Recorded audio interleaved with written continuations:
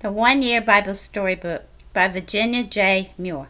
In today's story, David defeats the Amalekites. It comes from 1 Samuel chapter 30. David and his men expected to fight against Saul's army, right along with the Philistines, but some of the Philistine leaders didn't trust him. He'll probably desert and go back to Saul when we start fighting. We don't want him with us. So David took his men back to Ziklag, but they found a terrible thing had happened. The Amalek army had come and burned the city and had stolen the women and children, including David's own 2 wives. David asked God, "If I catch up with the Amalekites, can I defeat them and get our families back?" God said, "Yes, go. You will get back everything they have stolen."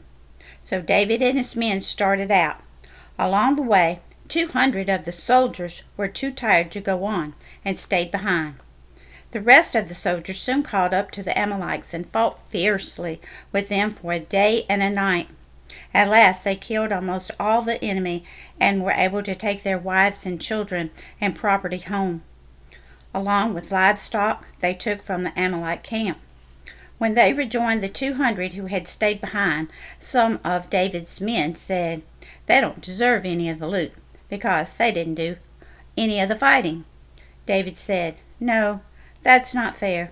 Those who stay with the equipment are just as important as those who fight. After all, it is the Lord who gives us the victory."